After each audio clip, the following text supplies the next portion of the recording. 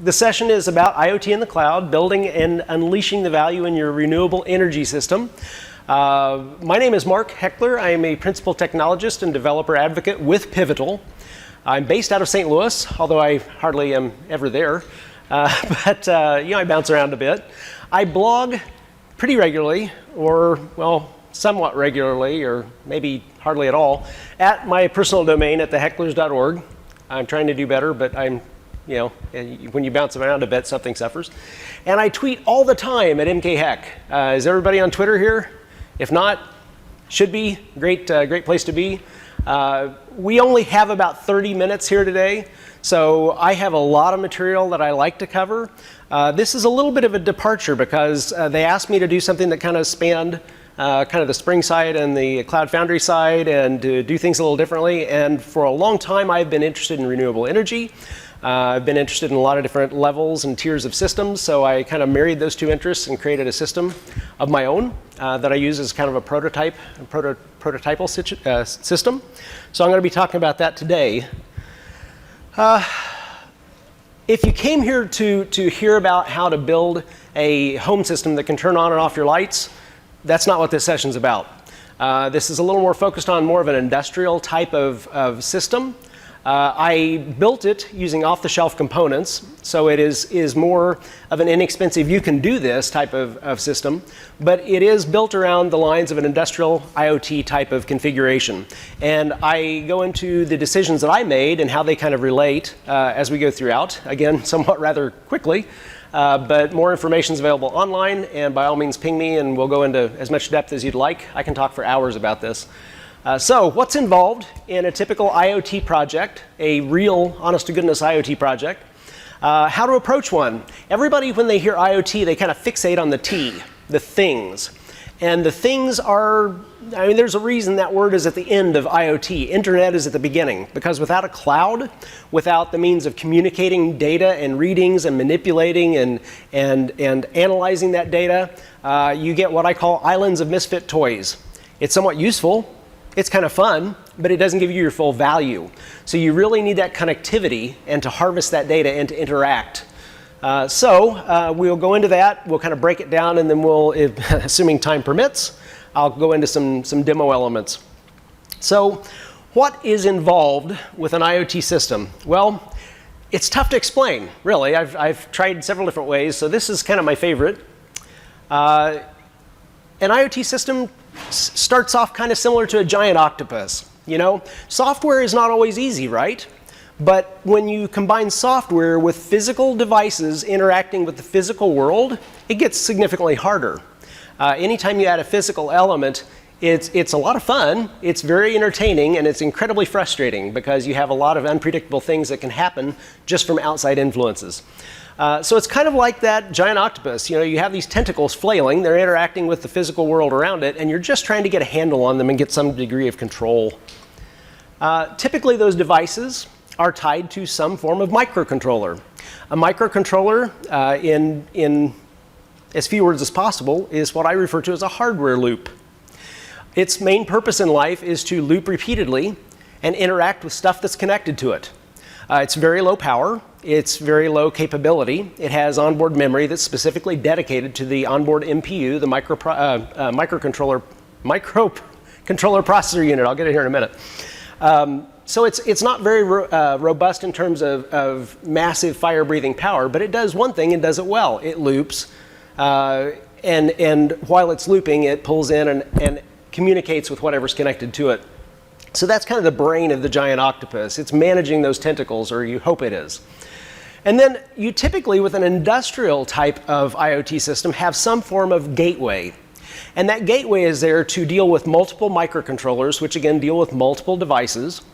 It's there to communicate, to pass communication upstream and downstream, to transform, to manipulate, to add a secure element there, because you can't open your microcontrollers and your devices by extension to the world. So you need something there to provide some kind of a gateway to secure things, to handle the connectivity issues that you might have to maintain your system, hopefully remotely. And then, of course, as I mentioned, all of that is really nice, but not incredibly useful unless you have a back-end service with which to connect. The backend service adds significant value, a multiplier of value.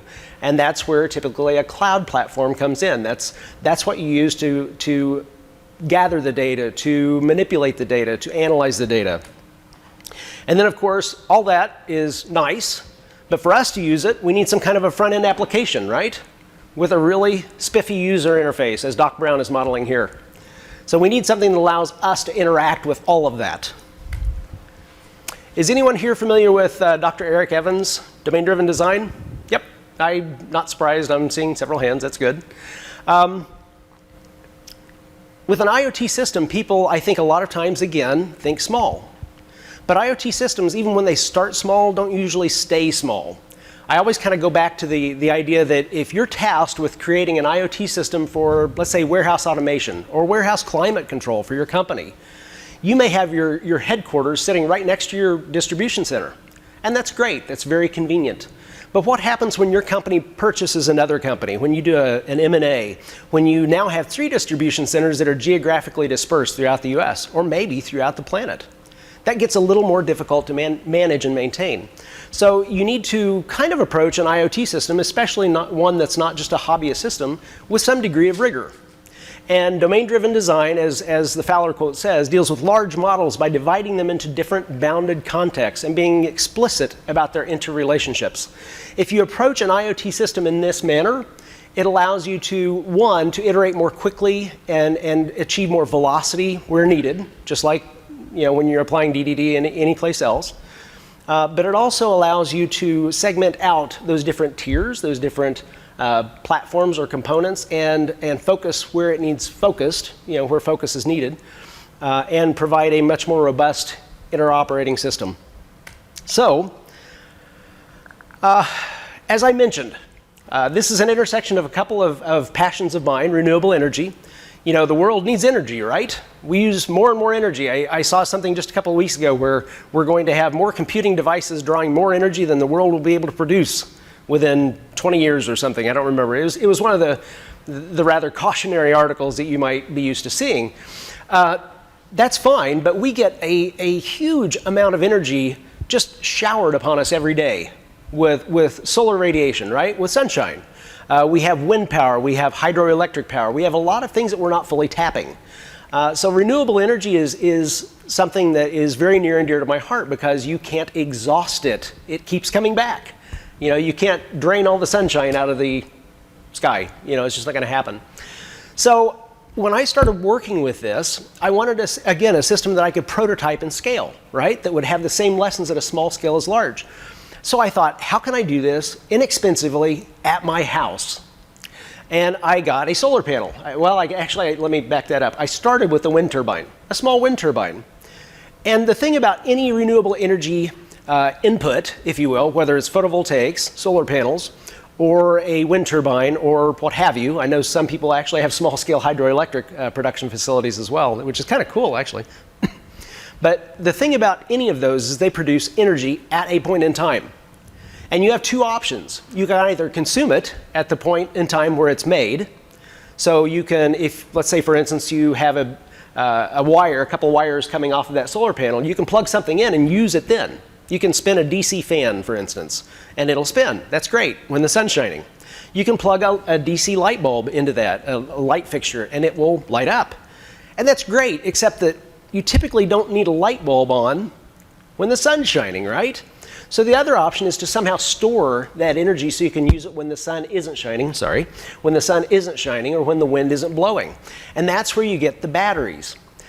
Typically, one battery, it doesn't give you a whole lot of storage, so you have multiple batteries. You create a storage array of batteries so you can store that electricity for use later. With your typical car battery, because that's, of course, where most people's minds go first, that's I'm not sure of the exact terminology, but it's not a deep cycle battery. It's very shallow, so it can't deplete very far before the battery is damaged. You have certain other batteries that are called deep cycle batteries that are used in RVs and golf carts and boats and things like that, that allow you to drain them much more fully before damage occurs. You still can't take them all the way flat, but it gives you more of a leeway there.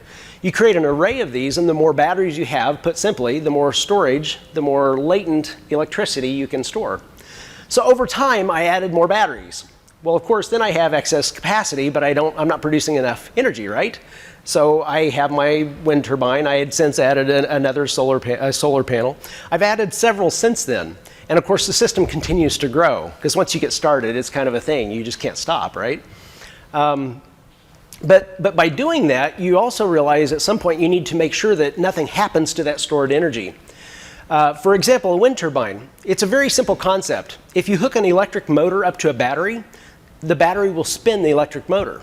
That's all a wind turbine is. It's an electric motor. It just, when the wind's blowing, it turns the coils and it produces energy that goes to the battery. Well, when the wind stops blowing, all things being equal, what happens? The electricity reverses and then it spins the wind turbine. So you're draining your batteries. That's pretty simple to fix. You can have a charge controller or even just a blocking diode, and that'll keep the electricity from flowing back the other way and draining your storage.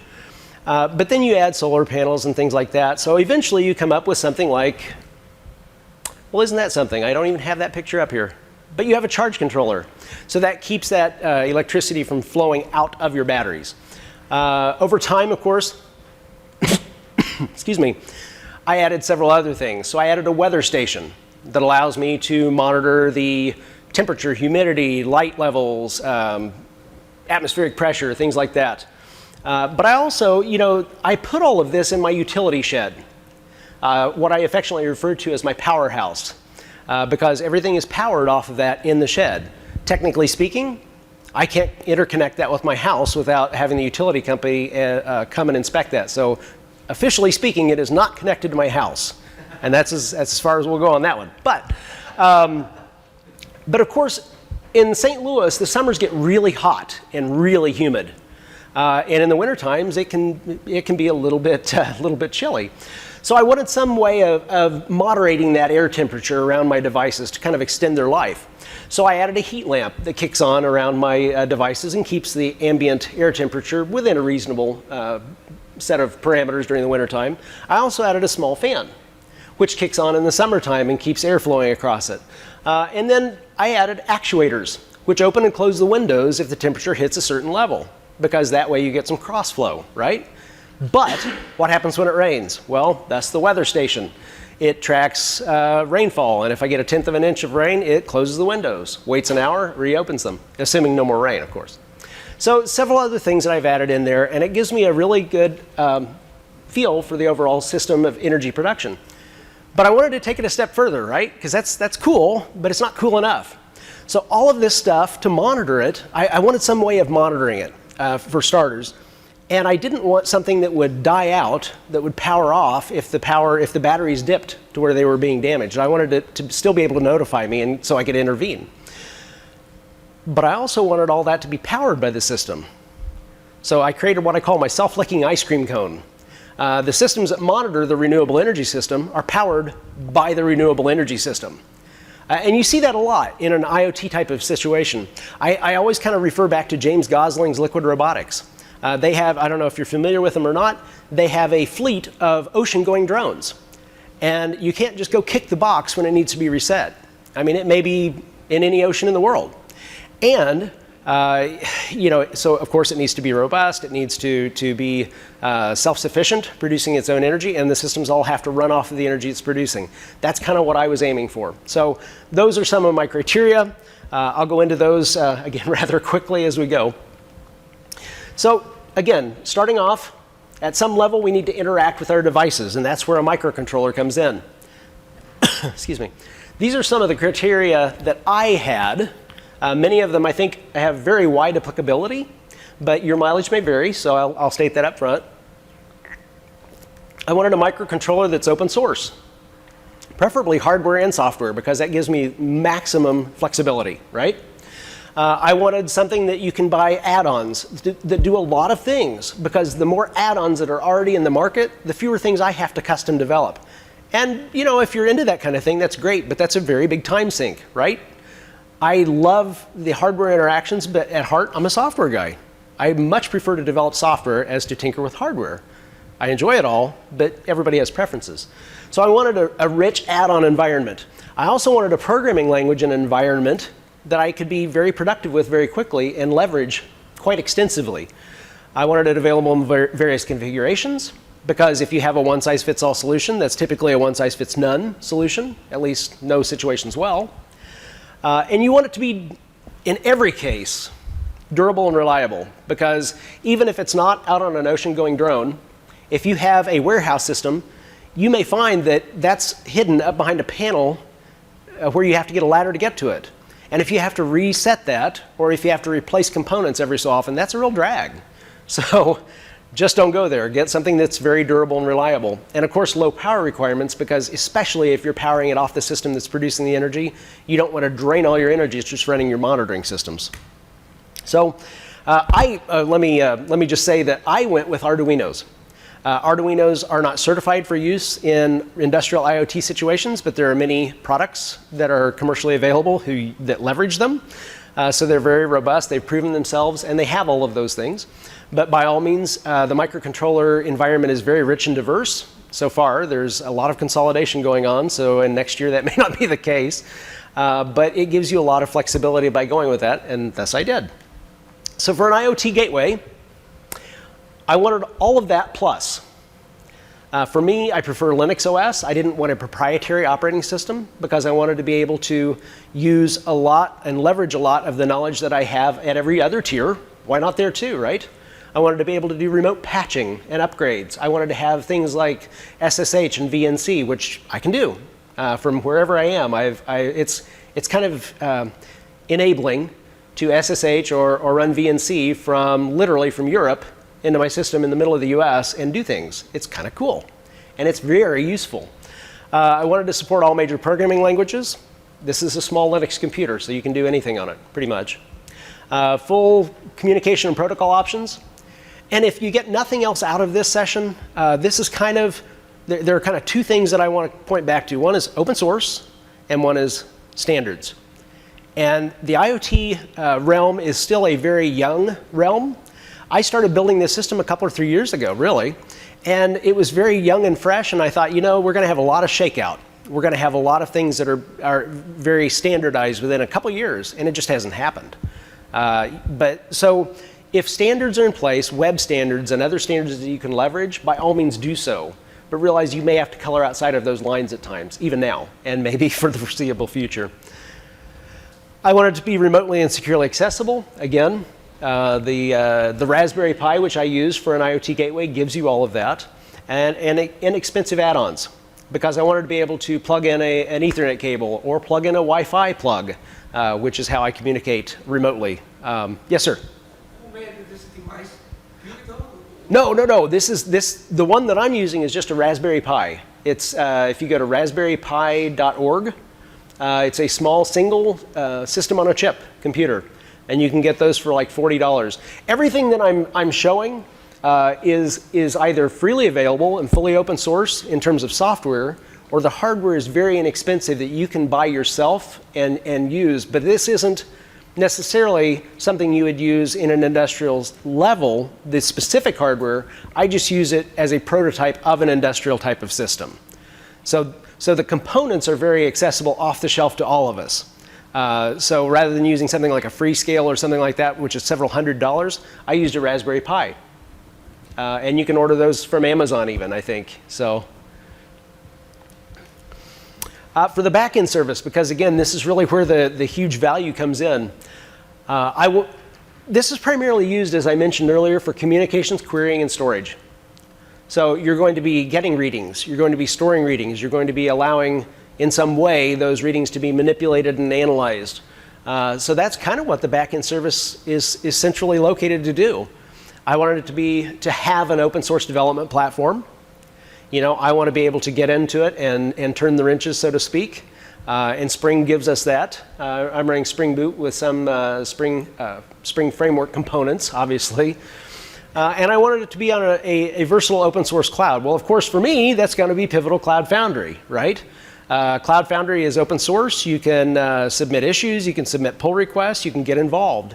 And this gives you a lot of capabilities. You know, between the multiple things that I'm referring to here, you get velocity, portability, and simplicity. You can actually build your own build packs. You can submit pull requests for fixes, improvements, enhancements. So you have some degree of control that you will never have when it comes to things like Amazon. Love Amazon, but you know, let's get real. For a front-end application, you typically want this to be available anywhere, and especially if you're in a work environment. Less critical for me, but it is, like I said, kind of handy and kind of nice to be able to access it from anywhere in the world. But you don't want to, in a work environment for an industrial IoT system, you don't want to have to go to your desk to hit your control panel for it, right? You want to be able to access it from many different workstations / devices. By leveraging HTML and JavaScript, I've created a front-end application that I can run on every client. It gives me a lot of library and framework versatility. And again, I'm still running it on Cloud Foundry, as you might expect, right? And of course, just for fun, well, okay, not entirely for fun, but it actually, it is kind of fun, but it gives you a degree of ability to monitor and control things subtly. So if I'm in a meeting and I want to check on my system, I can pull it up from my watch. And if I want to open or close the windows, or if I want to turn on something, I can do that from my watch. The Pebble Watch actually allows you to develop in C or JavaScript. I've leveraged JavaScript, so I can use, again, all of the industry standards. If any of you were at my Ignite talk Monday evening, I'm a big believer in this because, again, it allows you to leverage things that you're very familiar with and can fully use to do some really cool things very quickly. Let's see. I think that's all for that. Here's kind of an overview of the architecture. And as you see at the top, I have web client and I have a watch application. Everything is interrelated, by the way. It operates similar to a Slack application. So everything updates when you control it from one. It controls everything, and it shows you the immediate feedback. Centralized around on the backend, Cloud Foundry, of course, using WebSocket and REST resources, and using that for persistence as well. And then the remote system, I use the Raspberry Pi running Java SE embedded for my IoT gateway, on Linux, of course. And then I have the microcontroller attached to that and the various devices. So it's, I think I'll give you at least a little bit of a whole screen overview of it.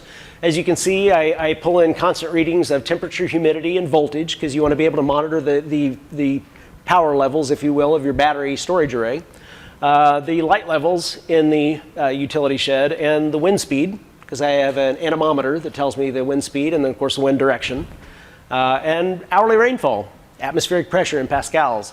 And then I have the control panel that allows me to see what's happening or directly influence what's happening. So I can take it out of autonomous mode because it operates autonomously most of the time. If temperature's within a certain band, it will have the fan on blowing across it, or the heat on if it's within another band much lower. And if it's not too hot or too cold, it just turns on a status lamp so I can kind of visually see, yeah, everything's fine. It opens or closes the windows. And then just because I'm incredibly lazy at times when I need to go out there at night, and I rarely do because I, again, can control everything remotely from anywhere. But if I need to go out and check on something, why carry a flashlight, right? So I flip on the interior light, and then I just walk out there without it. So no torch, no flashlight, all good. And from the Pebble itself, I kind of duplicate a lot of the graphs so I can kind of get a visual feedback of what's happening with all the various gauges, as well as control via the menus. So I have just a few minutes left, so I'm going to just show you that. So here is kind of the overview. I have a live camera. It's not a video feed because, and this is one thing I kind of skipped over. With an IoT system, everything is precious, right? You don't typically have a fire-breathing system that is maximum performance. It should be sufficient. Performance should be sufficient. Speed should be sufficient. Communication should be sufficient. You don't need or want to overdo it because you suck up a lot of bandwidth or what have you. In the case of the video feed, it's not a live video feed. It's about a 1 second near real-time feed of still images. So it's sufficient. but it reduces my bandwidth consumption significantly. The same thing with the readings. I don't push every reading it gets back, which is about 1 per second. I limit it to about 1 every 5 seconds, and that's fully user configurable, or in this case, me configurable. But you can choose the frequency and always go with enough, but not so much you're clogging your network with a lot of unnecessary traffic. And then I show a small graph here, which then I created a separate control panel application that lets me graph things over time with more readings, obviously. But just as the quick demo, what I'd like to do is just pull this up on my watch, because I always feel like that's kind of cool. I wish I had a camera that I could show you this, but I do actually have the emulator that I can pull it up if you want to see it, or I can show you offline after the fact. But what typically happens here is I get, again, the same readings, the same graphs. When I punch in on the menu button, then I can go in and I can pull it off of autonomous mode. And if, this is the proof of a live demo, it'll either work or it won't. If it works, obviously it's live. If it doesn't work, obviously it's live. So I'm going to take it off of autonomous mode. And there we go, it worked. Yay, we still have network connectivity. That's good. Well, you never know. When I came down here, it had just worked everything in my room, and I came down and it's like, darn, it's just not working. So sometimes, of course, when you switch modes, it has to refresh where the sliders are. So that's why it sometimes flips back and forth a little bit. So if I'm getting ready to go outside at night and it's dark, I can flip on the interior light and see it went on there. And there we see that. Let me scroll it up where you can see it a little bit better. That actually gives you a little bit of a look at some of my components. I use just a standard solderless breadboard just for some of the wiring connections. Obviously, in an industrial situation, you probably etch your own PCBs if you needed to do something custom.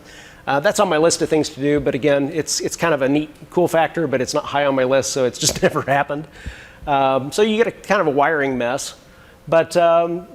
And then, of course, the relays, because that's how you open and close windows. That's how you physically interact with your physical environment. So your relays allow you short story is basically have a power multiplier. You flip the switch and it actually takes the full 12 volt, in this case 12 volt battery power, to open and close the windows with the actuators. So let's, actually I'll shut it off from here from my watch, and we'll shut off that light. Yep. Kick on the status lamp, we'll see if that actually works. Oh, I kicked it on from here, didn't I? Oh, it did. Well, let me shut it off here from the watch then. Yep. Okay, so that's all good. We'll turn the power back on and we'll see if that fan kicks on. Yes, okay, well that's all good. So let me switch it back to autonomous mode. And then we'll let the system take over for itself. So we're really close on time. Surprisingly, I actually made it through everything. But we have like 2 minutes left. So does anybody have any questions? Yes, sir. Do you have a step-by-step guide or a blog? I mean, just in case if you'd like us to, kind of put us to try it out or, kind of contribute, because this is certainly a very good initiative. I don't have a step-by-step, and I feel really sad saying that, because until you mentioned that, I'd never really thought about doing it all laid out. I do have the repos out there. This is kind of I guess, the money link. That's the overall repo that just points to all the other repos. I actually don't have the latest iteration of the IoT Gateway software out there yet. I've been tinkering and doing some kind of cool things, I think, behind the scenes on that. So I'll get that updated within the next few days and pushed. The Pebble stuff is kind of fun, kind of neat, but it's certainly an add-on. It's not something you'd see in most systems, but again, you have to have fun sometimes, right? And then, of course, everything is built off of Spring and Cloud Foundry. So, that's all out there too. But please do follow me on Twitter, reach out to me, email me if you want, and we'll continue the discussion, because like I said, I love to talk about this stuff. It's a lot of fun, and it's actually good, again, good for you, good for your company, good for the planet. Yes, sir. Yeah, hi. I was part of a massive IoT project 6 years back. Uh-huh. A commercial one called Niagara. Okay. We connected like 1100 Raspberry stores, and we were getting like built-in data points. Now that platform was very successful. Right. We deliver like good savings. My question is this scalable to such a large extent using Pure Cloud? Well, and again, not with these specific devices, because I wanted something I could assemble fairly inexpensively. But yes, all the concepts I've designed from the get-go to be scalable. So, and I didn't really have time to go into all this the way I would have liked to.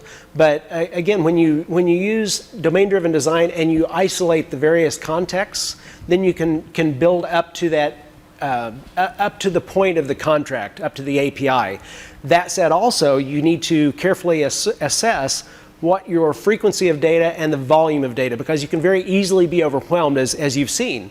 The natural inclination is to collect all the data, to pass all the data, and it's just not useful. One, you'll never manipulate and use all of that. Two, it just gets to overwhelming proportions. So I always tell people to start small and add on little by little, because that way, if you only need one per minute, as far as data feeds, just do 1 per minute. Don't go 1 per second or 10 per second like you can. If you have 3 data points that will suffice, do 3 data points, don't do 30.